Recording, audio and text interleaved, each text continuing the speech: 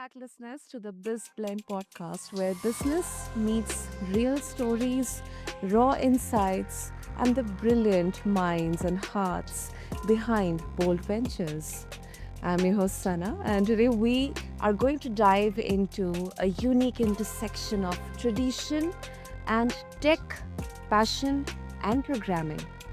Joining us is a guest who saw a problem not in the boardroom, listeners, but in the barn.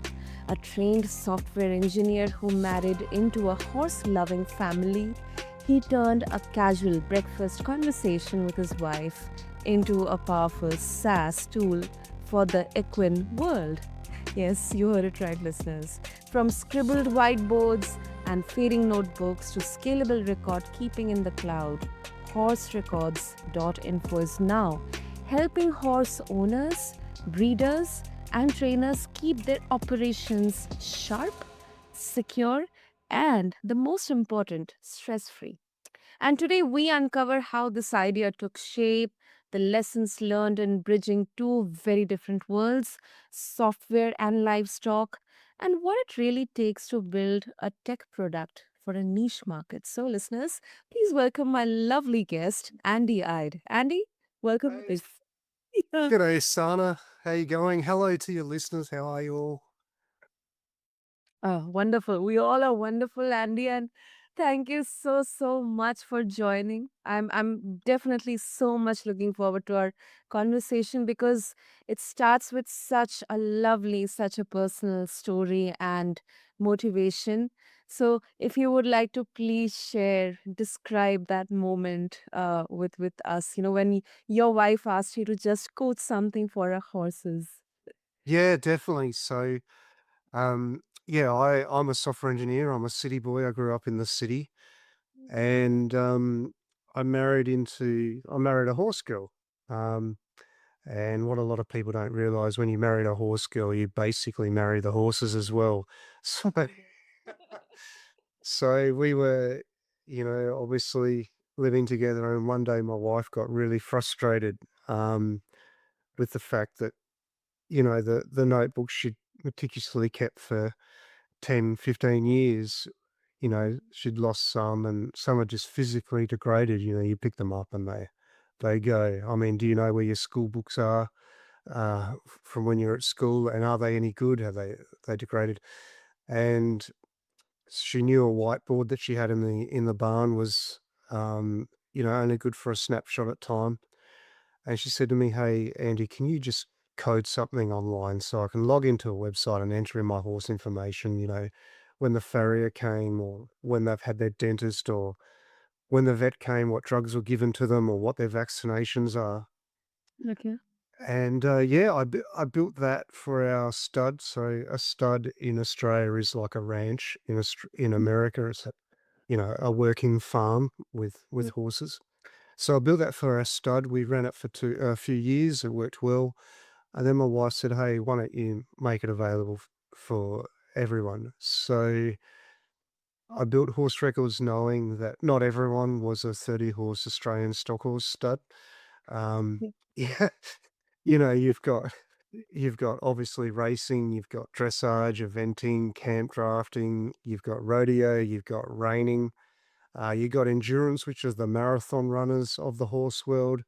Um, you've got people using horses for therapy. You've got cowboys and stockmen using horses for work of mustering cattle and stuff. So I built it to be customizable to whatever discipline or whatever breed um, the member or user is using. And yeah, that's where we are today. 4 years on, just over 4 years. Horse Records is available worldwide. Obviously, I've got a lot of customers in Australia.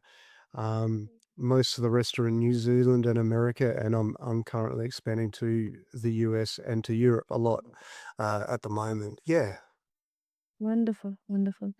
That's, often, whenever we talk about building something in the business world, it's always, yeah, we have to identify the pain points or the Mm. problems.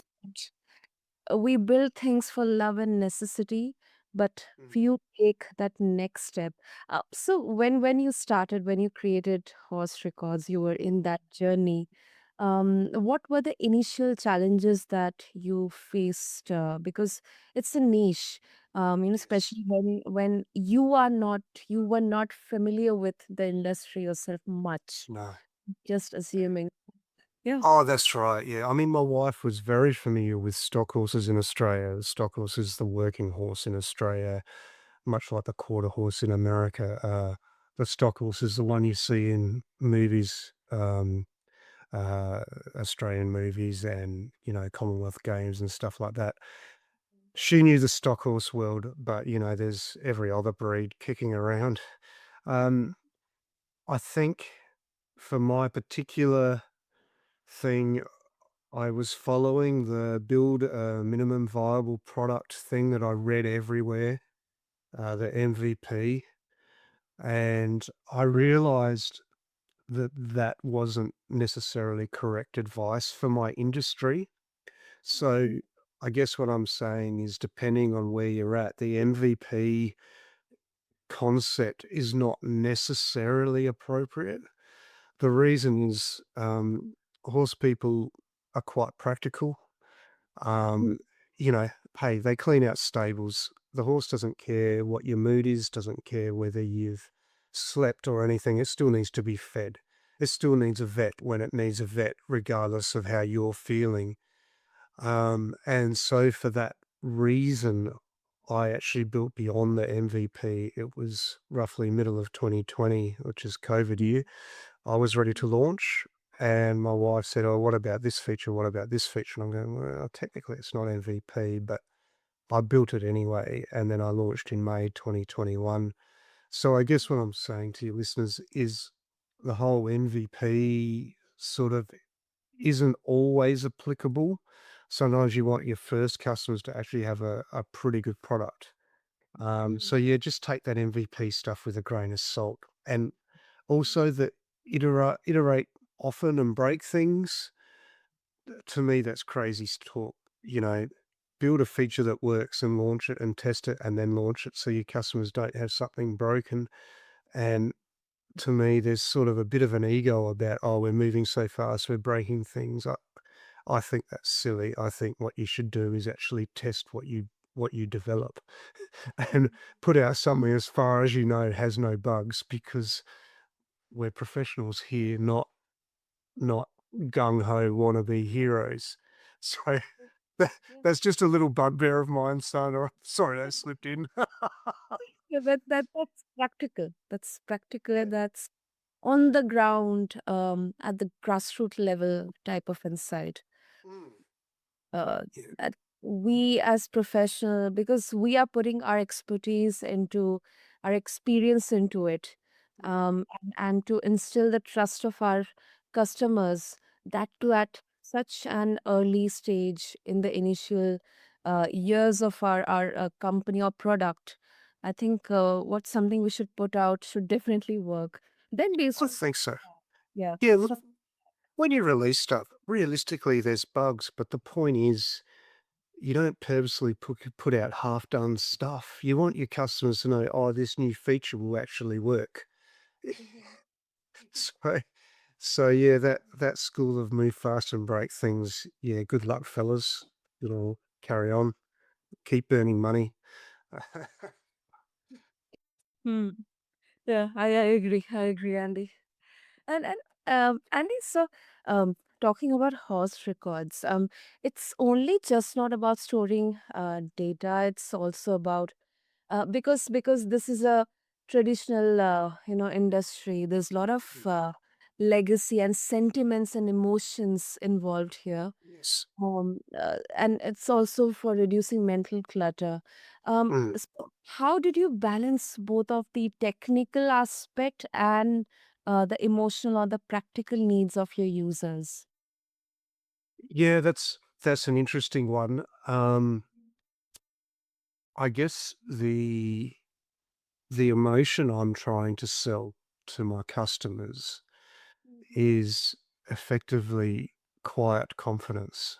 Um, Record keeping is a chore, it's administration, it's something no one wants to do. It's kind of work, but Mhm. you have that ethical obligation to your horse to keep its health records. Just like you would never go to a doctor and not know if you're allergic to penicillin. If the vet comes and says this horse has had a cut, I'm going to give it penicillin, you have to know it's allergic to penicillin, and horses can be allergic to penicillin, by the way.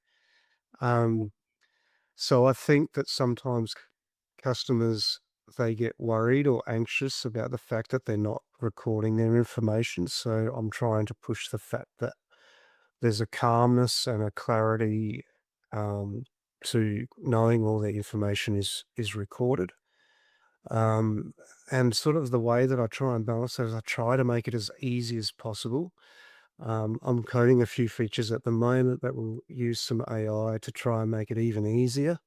Um, but yeah, all along the way, I've made it as easy as I can and as customizable as I can. I don't force customers to record information the way that I want them to. This is what I want you to do. These are the events you've got. No, customers can create event types. So if they have a horse chiropractor come, they can get that done. If they got a body worker, which is like massage for horses, they can enter that as an event type. They can enter what they like. Obviously, I give them some standard ones to help them, but Mm. standard ones that every horse has, but that they can add their own. So I would hope that that would make the chore of recording information about your horse that you kind of have to do ethically as easy as possible. So they can get back to doing what they love, which is riding their horse. Like that's what they want to do. You got a horse, you want to ride it. Like that's the story, and everything else is sort of sundries to that.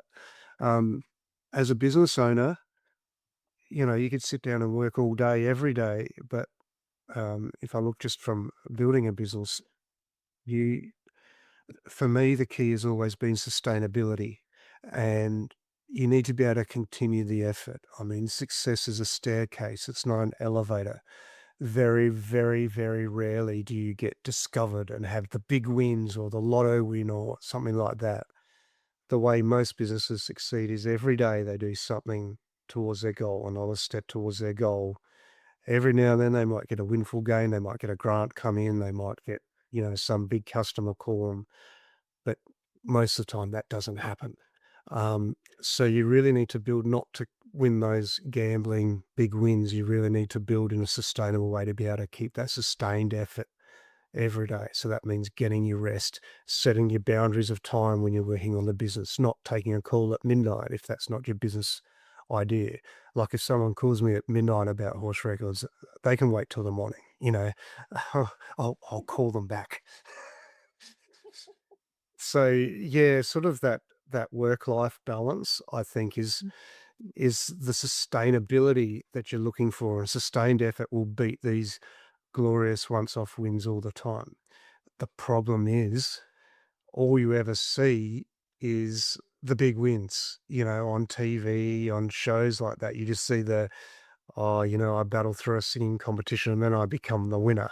And then, my career is set. And yes, for that one person is, but for the 19 others in that cohort who are singing for their lives, it doesn't happen like that. They have to go back to the grind.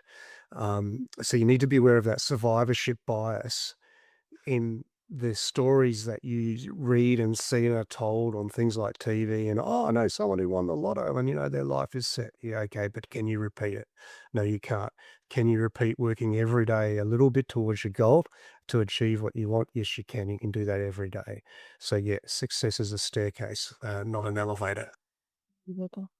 That's such an important aspect you mentioned, especially about entrepreneurship, because um, the hustle culture, the tiredness, the frustration. I don't know, but it's like these are all like were worn as badge of honors. Uh, if you as an entrepreneur, if you look like, oh, I'm relaxed, I'm happy, then people will think, ah, he or she, they're not building anything, they're just doing it for fun. So that's Yeah. surface level, kind of a judgmental kind of thing. Yeah, and I've been there, Sana. Like, Mm. your listeners need to understand I've been there. I've had a big feature. I've launched it. I've sat there 2 days later wondering why no one's using it. I've reported on the socials, I've sent out newsletters, no one's using the new feature. I've sat there going, "What am I doing wrong?" And I guess a corollary, an addition to that is the fact that there's things you can control and things you can't. And the sooner you find peace with the fact that you can't control some things, I think the better you are. It's like you can't control the cards that are dealt to you in a card game. What you can control is how you play those cards. So, you can't control COVID, right? Which killed a lot of businesses.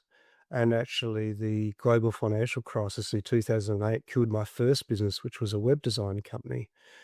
Mm. What you can control is how you play the cards you're dealt. So you just need to focus on the cards you've got in your hand rather than getting all upset with the ones that you are dealt.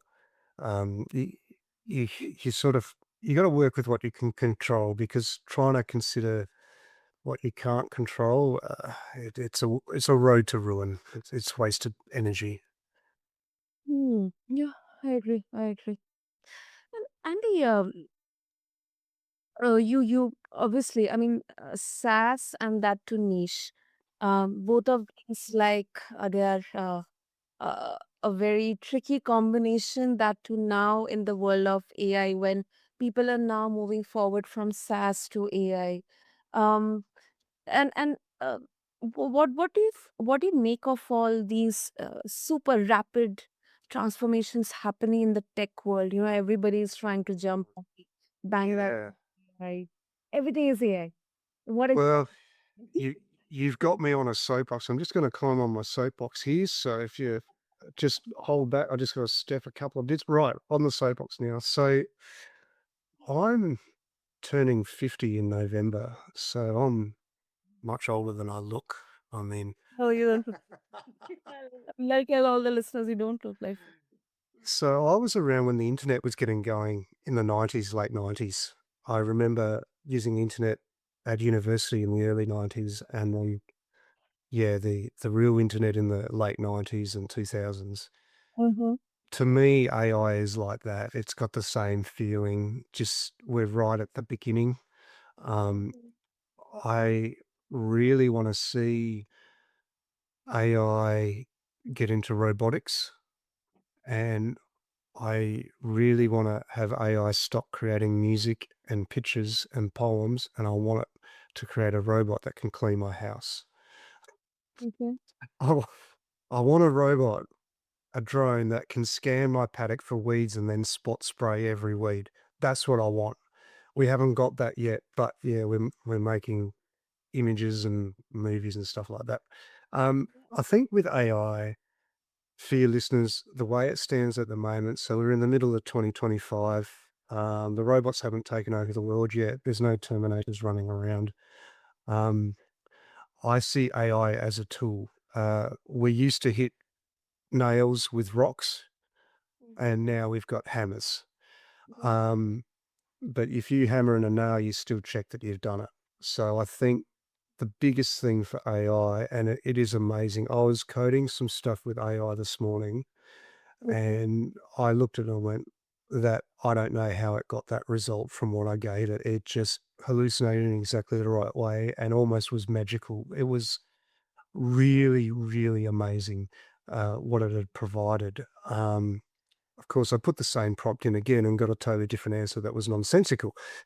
So my guide to your users is at this point treat AI as a tool, a very good one, but recognize you must check everything it does and you can't necessarily trust it. And those people who are AI haters generally have got burnt on that trust thing or don't realize new tools come along all the time. Yes, the printing press put scribes out of business. The car put wagons out of business. AI, I think, probably have put programmers out of business. burst up. So yeah, my time's numbered, son. My days are numbered, son. I want to know how long I have a job for. Uh, that was quite a different turn. But uh, no, I mean, of course, if one door closes, then definitely there will be so many other doors opening as well. Well, you still need someone to write the prompt, and Exactly. That's that's the the thing. that's the thing. Some people don't think that Mm. way. Some people my cousin, awesome artist. He's written things. He's done the things in the Tolkien book, the Tolkien calendar. He's published books of his art. Could he ever program a computer? No, no, because he doesn't think that way. Can I ever do the art he does? No, because I don't think that way. Someone's still got to write the AI prompt, and I assure you, it's probably not middle management. So yeah, if you're scared of your job, don't be. I don't think we got too much to worry about AI. It'll just change some businesses, and yeah, just keep on your toes about it. I think. Absolutely. Absolutely. And this I think every different decade and yeah, Mm. obviously decade will have this kind of um uh, big huge transformations, human transformations we have had with the industrial revolution. Then the internet came into, the Mm. computers came in, the calculator. Phones, We have phones. oh, exactly. 2008, I think 2007, I think the iPhone was released. Can you think Oh, of the world now without phones? no, Like, not at all. wow. Yeah. You used to have to actually physically, if there was a girl you were trying to hang out with, you had to call them up on the handheld and talk to their parents for a while. I mean, how scary is that? Uh, those were the times. Those were the days, yeah. Oh, goodness, goodness. And I'm really fortunate enough to enjoy the times before the computers and the internet, and during the transformation and after the transformation as well. Mm, mm. Anyway, Andy, so yeah, before we wrap up, uh, do you have anything, any advice? Maybe it's a life advice or a business advice, especially for all the early stage entrepreneurs. Fast, Oh, yeah. I've got a couple of points I've written down, Sana. I've mentioned a few others in our chat, but there's a few that haven't come up. The first one is this is from personal experience. So I thought horse wreckers would just go to horse owners and horse businesses. So as like a B business to consumer, a B2C type Mhm. business. And then after my first year, I got a link networking talking to the racing authority in my state, the racing body, Racing SA, and they run an off the track course for retired racehorses.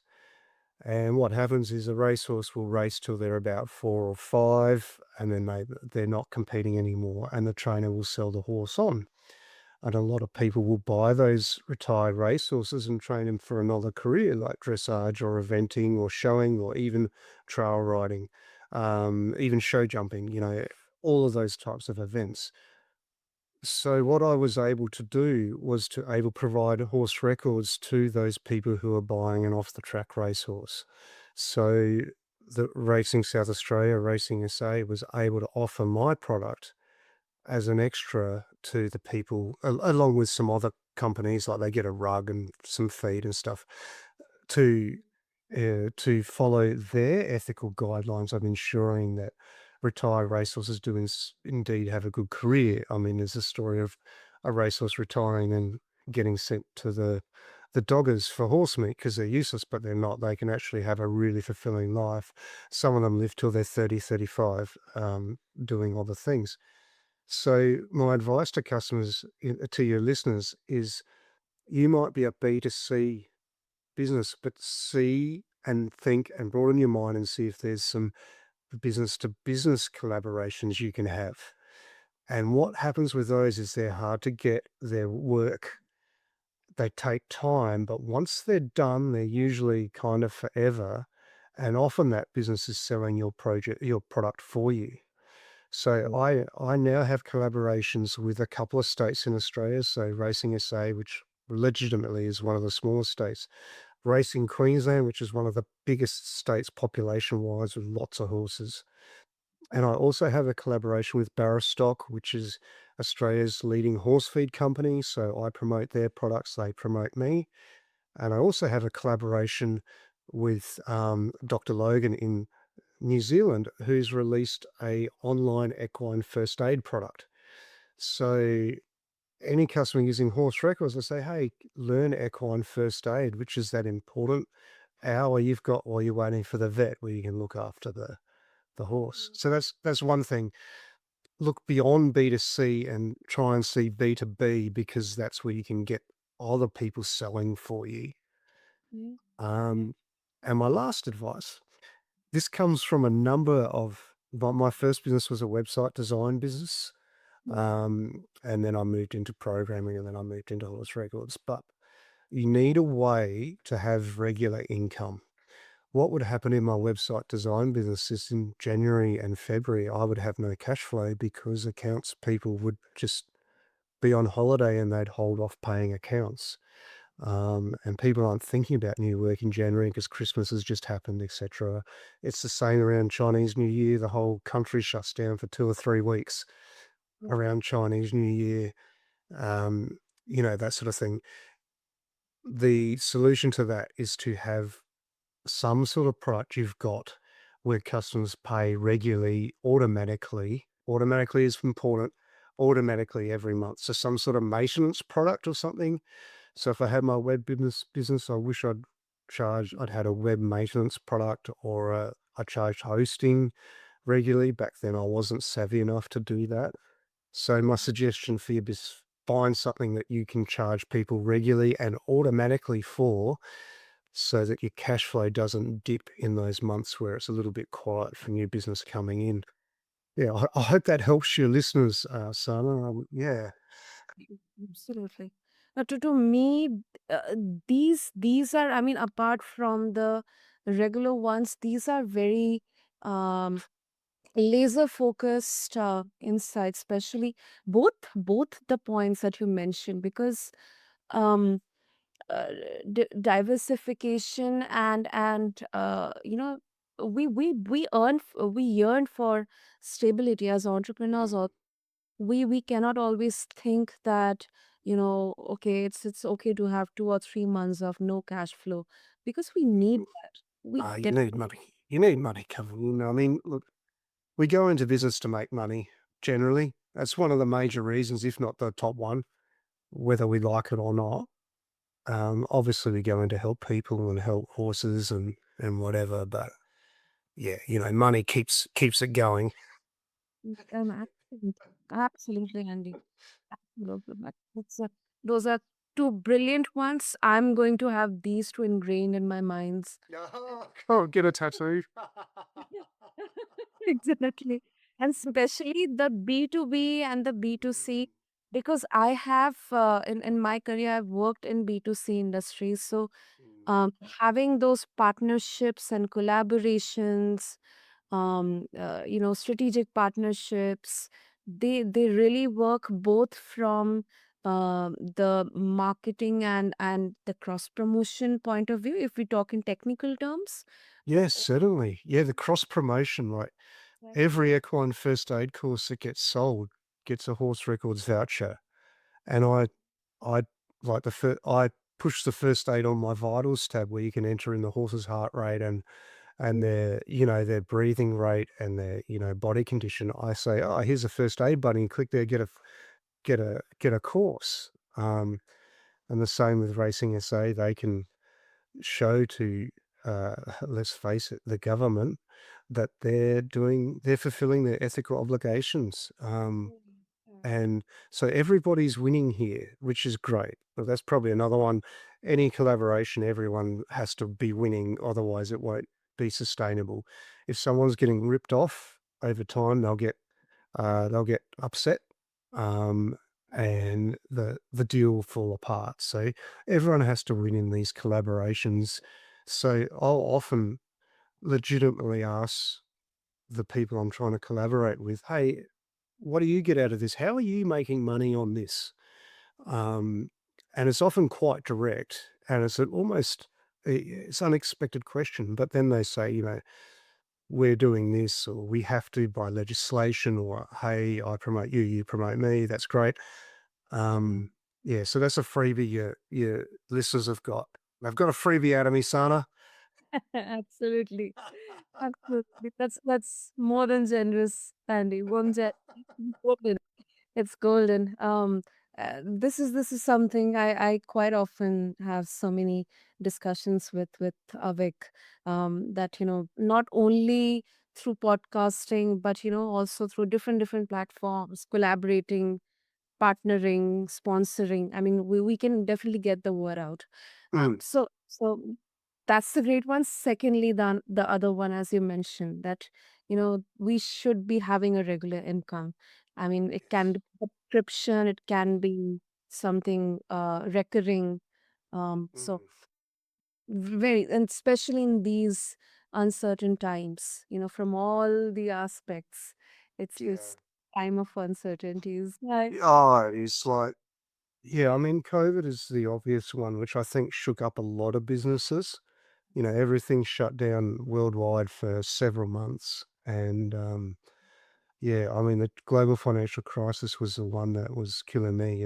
I remember my website business, my inbox is kind of my to do list. And I logged on the first time in 8 years. I had no emails, I had nothing, there was no work.